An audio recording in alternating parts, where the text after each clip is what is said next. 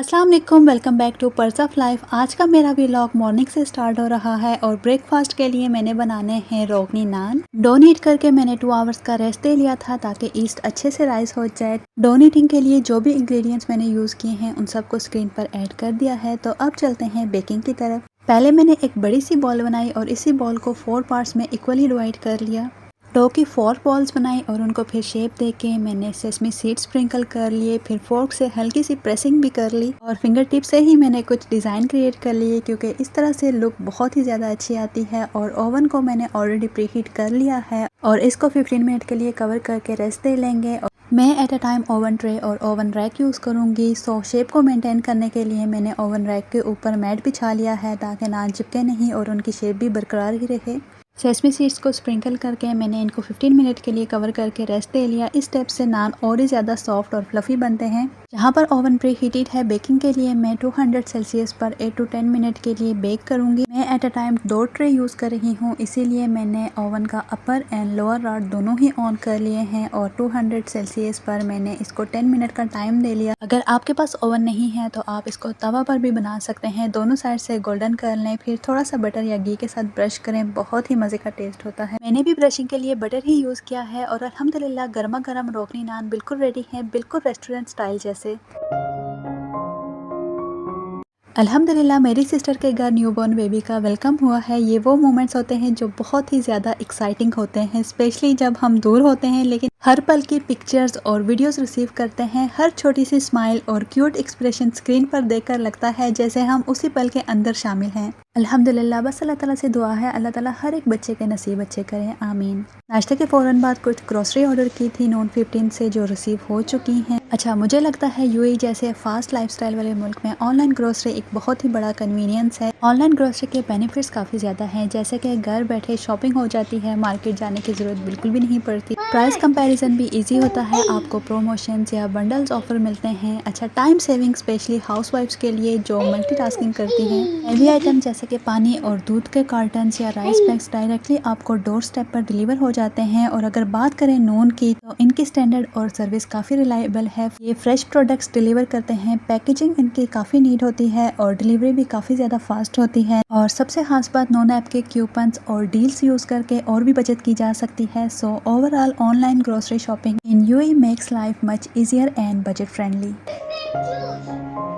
इसी से रिलेटेड अगर बात करें तो यूएई में सेटल होने के बाद सबसे पहला क्वेश्चन होता है कि अपनी लाइफस्टाइल को बजट फ्रेंडली कैसे बनाया जाए। जब भी हम किसी बाहर के मुल्क में आते हैं, स्पेशली यूएई जैसे एक्सपेंसिव कंट्री में, तो थोड़ी सी प्लानिंग और स्मार्ट चॉइसेस से लाइफ को और ही ज़्यादा इजी और मैनेजेबल बनाया जा सकता है। अभी मैं कुछ चीज़ें वो शेयर करने जा रही हूँ जिनको मैं हमेशा फॉलो करती हूँ और स्पेशली यहाँ यूएई में आने के बाद तो मस्ट ये मेरी लाइफ का पार्ट है। सो हर चीज़ की प्रॉपर प्लानिंग करें, मंथली बजट को लिख कर रखें जिससे आपको पता चलेगा कि आपके अननेसेसरी खर्चे कौन से हो रहे हैं जिनको आप इजीली कट कर सकती हैं। ग्रोसरी के लिए हाइपर मार्केट सेल्स और प्रमोशंस का वेट करें और बल्क में लेने से काफ़ी ज़्यादा बचत होती है। मैं भी हमेशा ऐसा ही करती हूँ, आपने मेरे कई व्लॉग्स में देखा है।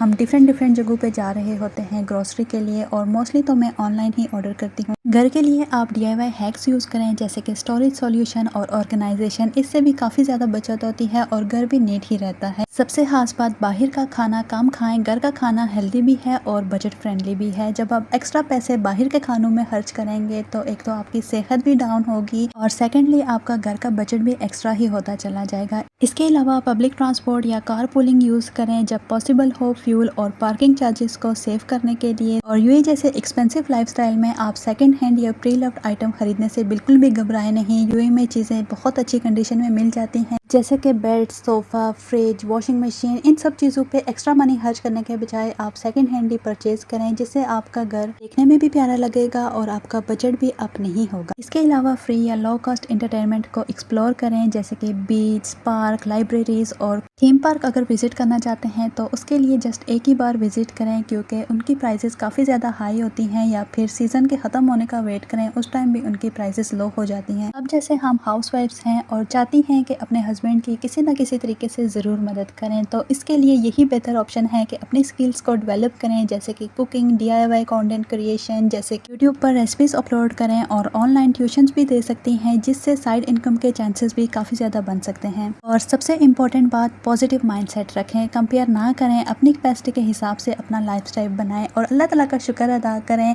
किसी से हसद ना करें या किसी को देख के नाशुक्री ना करें। वो कहते हैं ना, हर चमकती चीज़ सोना नहीं होती। बस यही बात अपने जहन में रखें। अगर किसी के पास कुछ ज़्यादा है तो उसके पीछे उसकी मेहनत है।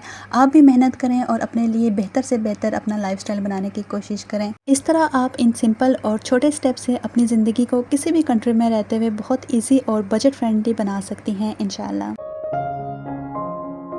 अब चलते हैं इवनिंग वाइब्स की तरफ। मैं आई थी किचन में। मैंने सबसे पहले कॉर्न्स बॉयल होने के लिए रखे, जो सिंपल, टेस्टी और हेल्दी स्नैक होता है। और साथ ही मैंने तैयार करना है फ्रेश ऑरेंज जूस। ऑरेंजेस भी मैंने बल्क में ही ऑर्डर किए थे। मैं मोस्टली घर में ही ऑरेंज जूस निकालती हूँ। फ्रेश ऑरेंज जूस की बात ही अलग होती है, मार्केट जूस से बिल्कुल डिफरेंट, ज़्यादा रिफ्रेशिंग और न्यूट्रिशियस। ऑरेंज जूस निकालने के लिए मैं यूज़ करती हूँ फूड प्रोसेसर, जो बहुत ही इजी और फास्ट जूसर है। इसके मल्टी फंक्शंस बहुत ही हेल्पफुल हैं, like chopping, cutting, shredding, blending, सब कुछ एक ही मशीन में। ये बेसिकली 2-in-1 प्रोसेसर है और जो भी फंक्शन यूज़ करना हो बस अटैचमेंट चेंज करनी होती हैं और लाइफ बहुत ही ईजी हो जाती है। जैसे कि ऑरेंज जूस निकालने के लिए मैं सिट्रस जूसर अटैचमेंट यूज़ कर रही हूँ। इससे ऑरेंज या लेमन जूस इजीली निकाला जा सकता है। और इसकी सेकंड साइड पर ये वाला लॉक अटैचमेंट होता है, जस्ट इसको प्रेस करो और लॉक करो। सो फाइनली अब निकालते हैं orange juice.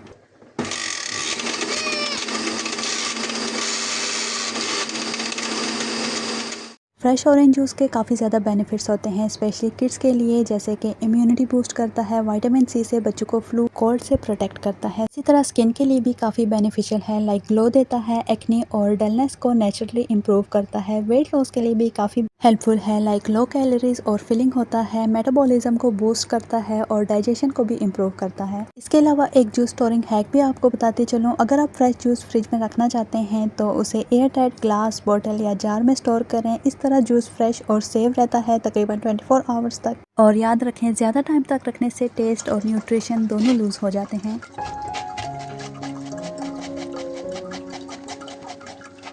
So mostly half hour के अंदर मैंने 2 जग जूस बनाया। और सबसे इंटरेस्टिंग बात ये थी कि मैंने इसका पल्प बिल्कुल भी वेस्ट नहीं किया। ये इतना टेस्टी होता है, स्पेशली जब इसमें ऐड करें pinch of pink salt. Believe me, बहुत ही यूनिक और रिफ्रेशिंग फ्लेवर बनता है। जूसिंग के बाद अब टाइम है किचन क्लीनिंग का। और जो भी प्रोसेसिंग अटैचमेंट्स होती हैं उन्हें मैं फ़ौरन से वॉश कर लेती हूँ। ऐसा करना बहुत ही ज़रूरी होता है। ये एक सिंपल और छोटी सी हैक है जो हर इलेक्ट्रॉनिक डिवाइसेस की लॉन्ग लाइफ के लिए हेल्पफुल होती हैं। और अब फाइनली हमारी कॉर्न्स भी बॉयल हो चुकी हैं। गरम गरम कॉर्न पे थोड़ा सा लेमन, रेड चिली पाउडर और सॉल्ट स्प्रिंकल करके खाने का मज़ा ही कुछ और होता है। ये स्नैक हमारे घर में सबका ही मोस्ट फेवरेट है।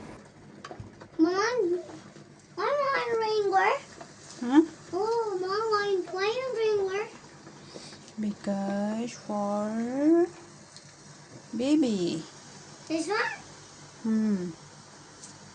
और इसी के साथ ही आज का व्लॉग मैं तो यहीं पर एंड करती हूँ, लेकिन एंड में आप लोगों ने बच्चों के क्लिप्स ज़रूर देखने हैं। बहुत ही मज़े मज़े की बातें हो रही हैं उनके साथ। सो अगर आपको ये व्लॉग पसंद आया हो तो लाइक, शेयर और सब्सक्राइब करना बिल्कुल भी ना भूलिएगा। नेक्स्ट व्लॉग में फिर मिलती हूँ इंशाल्लाह। अल्लाह हाफिज़।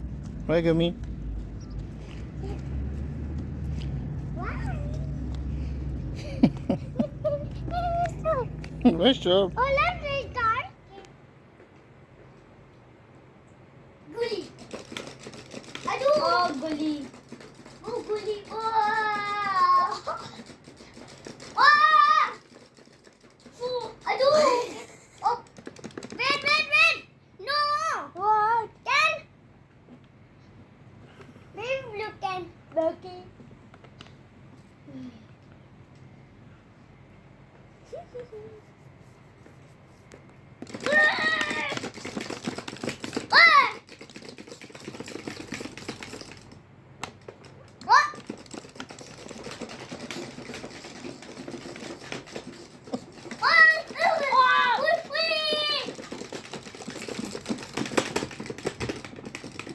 Wala frak. Oh, lucky. Lucky. What happened? What happened? What did this?